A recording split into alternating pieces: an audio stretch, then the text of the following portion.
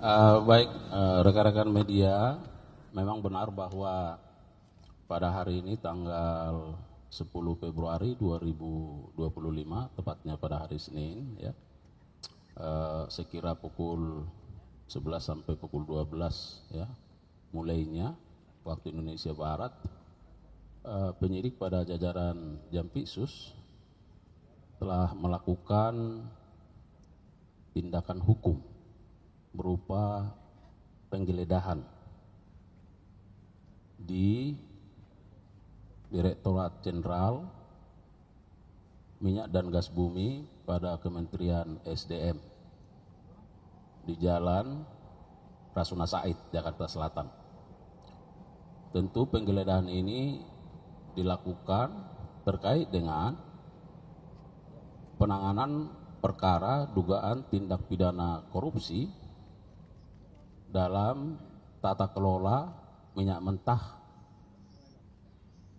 dan produk kilang pada PT Pertamina, subholding dan kontraktor kontrak kerjasama atau KKKS tahun 2018-2023. Rekan-rekan media, dapat kami sampaikan bahwa pada penggeledahan mulai dari pagi menjelang siang hingga sore hari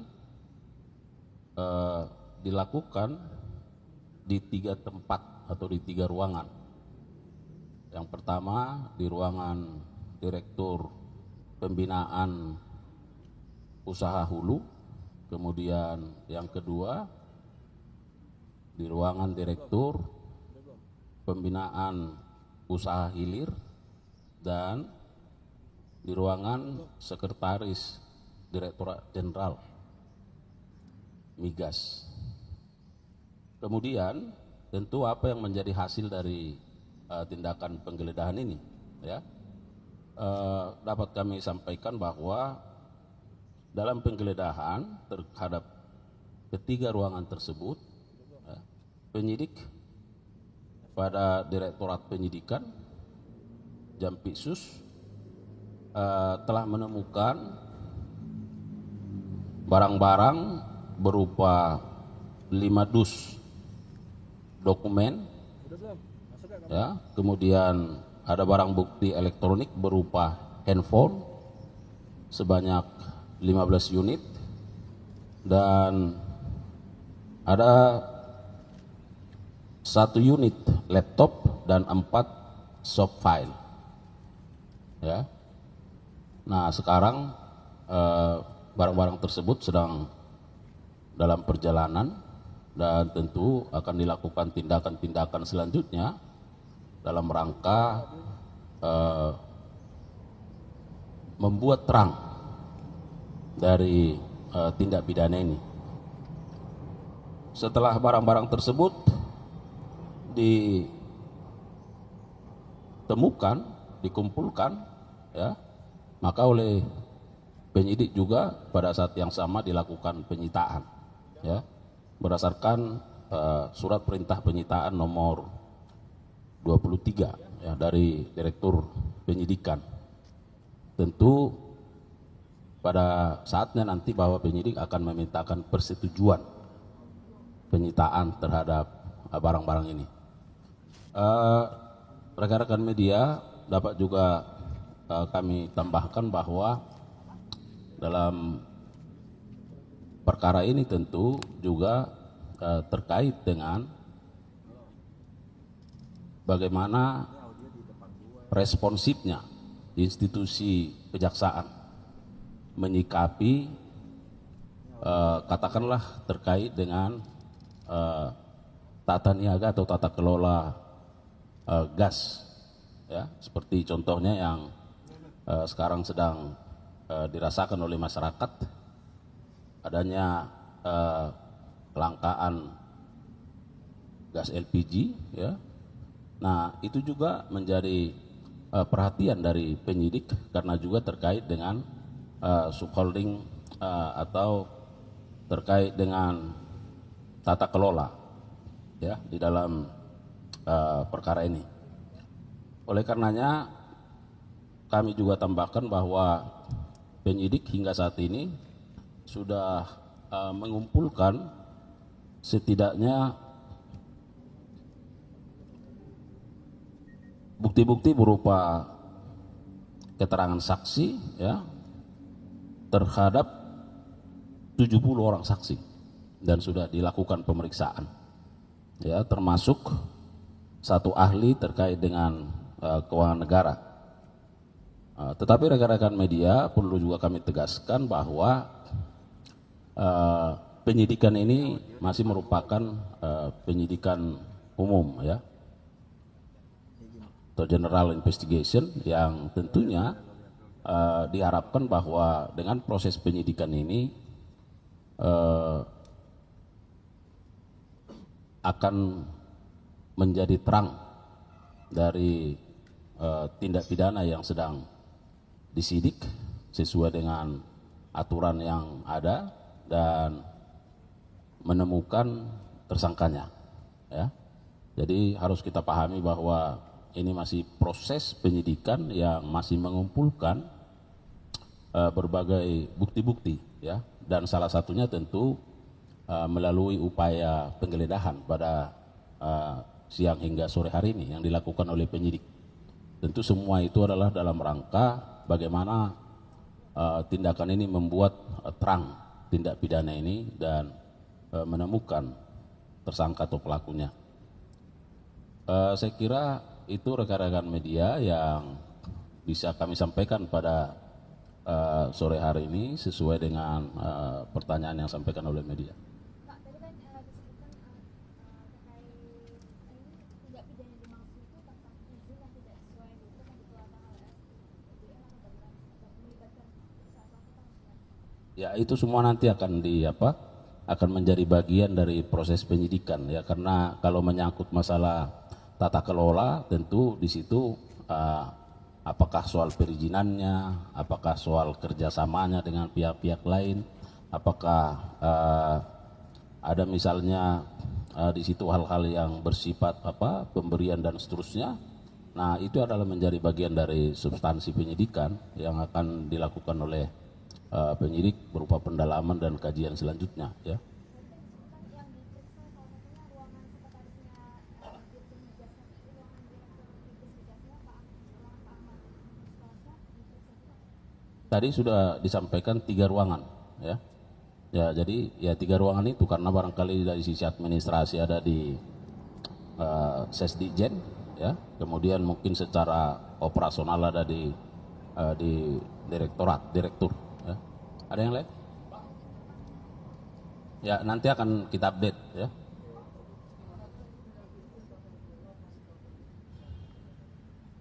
Ya, nanti semua itu makanya dikatakan terkait dengan tata kelola ya. Nah, kalau boleh saya mungkin bacakan ya sedikit kasus posisinya supaya ada pemahaman ya. Bahwa pada tahun 2018 dikeluarkan peraturan Menteri SDM nomor 42 tahun 2018 tentang prioritas pemanfaatan minyak bumi untuk pemenuhan kebutuhan dalam negeri ya. Dengan tujuan PT Pertamina diwajibkan untuk mencari minyak yang diproduksi dalam negeri untuk memenuhi kebutuhan dalam negeri dan kontraktor kontrak kerjasama atau KKKS swasta diwajibkan untuk menawarkan minyak bagian KKKS swasta kepada PT Pertamina. Nah, itu tadi pertanyaannya ya. Jika penawaran tersebut ditolak oleh Pertamina, maka penolakan tersebut digunakan untuk mengajukan rekomendasi ekspor sebagai salah satu syarat untuk mendapatkan persetujuan ekspor. Bahwa dalam pelaksanaannya KKKS swasta dan Pertamina dalam hal ini ISC dan atau PT KPI berusaha untuk menghindari kesepakatan pada waktu penawaran yang dilakukan dengan berbagai cara. Nah, jadi mulai di situ nanti ada unsur perbuatan melawan hukumnya ya. Bahwa minyak mentah dan kondensat bagian negara atau MMKBN yang dilakukan ekspor dengan alasan COVID-19 karena terjadi pengurangan kapasitas intake produksi kilang. Namun pada waktu yang sama PT Pertamina malah melakukan impor minyak mentah untuk memenuhi intake produksi kilang. Ya. Perbuatan menjual MMKBN tersebut mengakibatkan minyak mentah yang dapat diolah di kilang harus digantikan dengan minyak mentah impor yang merupakan kebiasaan PT Pertamina yang tidak dapat lepas dari impor minyak mentah. Saya kira itu singkatnya. Nanti tentu akan dielaborasi selanjutnya dalam proses penyidikan, karena ini masih penyidikan umum, ya, dan penggeledahan ini merupakan salah satu langkah tindakan yang dilakukan oleh penyidik dalam rangka membuat terang tindak pidana itu. Baik. Ya, ini masih penyidikan umum, itu yang disebutkan tadi. Ini penyidik sedang mengumpulkan bukti-bukti, ya, sebanyak mungkin bukti untuk membuat terang tindak pidana ini.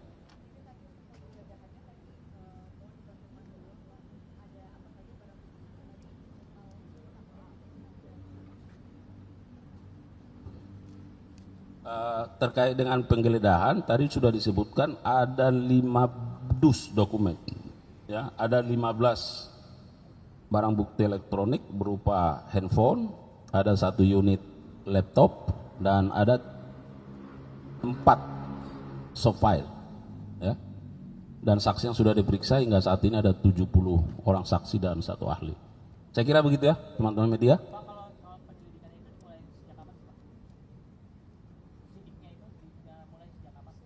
Penyidikannya sejak, ini surat perintah penggeledahan, ya.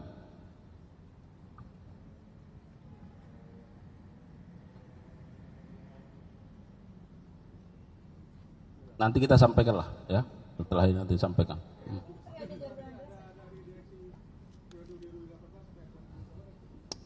2018 sampai 2023.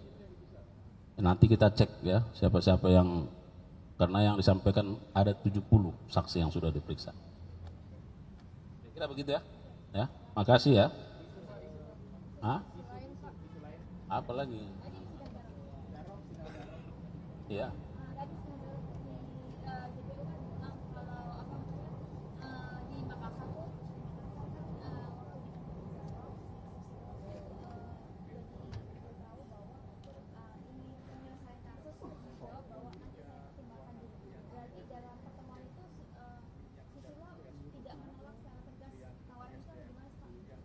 Ya, ini kan baru pembacaan surat dakwaan, ya. Pembacaan surat dakwaan tentu akan berproses.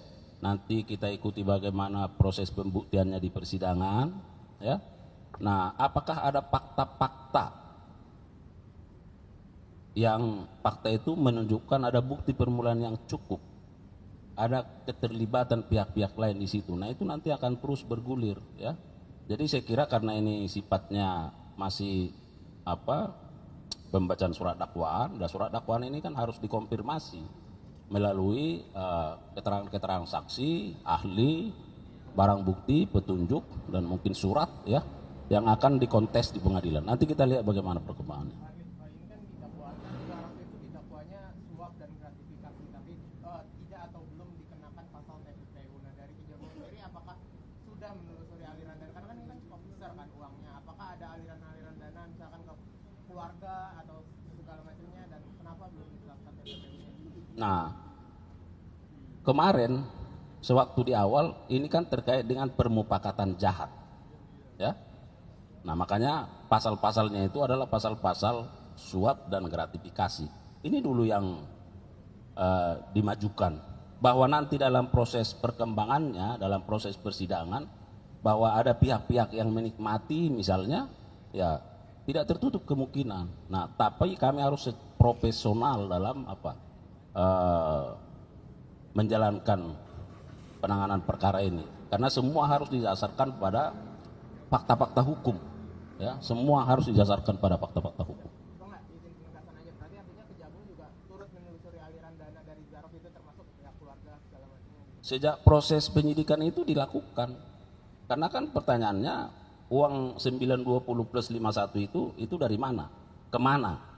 Bahwa dalam proses penyidikan misalnya belum terungkap, nah ini kan terkait juga soal penahanan dan seterusnya, maka dikenakan dia didakwa melakukan pasal sebagaimana pasal 12B, ya, bahwa nanti kita harapkan dalam proses persidangan itu ada fakta-fakta valid misalnya bahwa kemana dan dari mana sumber dananya, nah tentu akan ada pengembangannya, ya.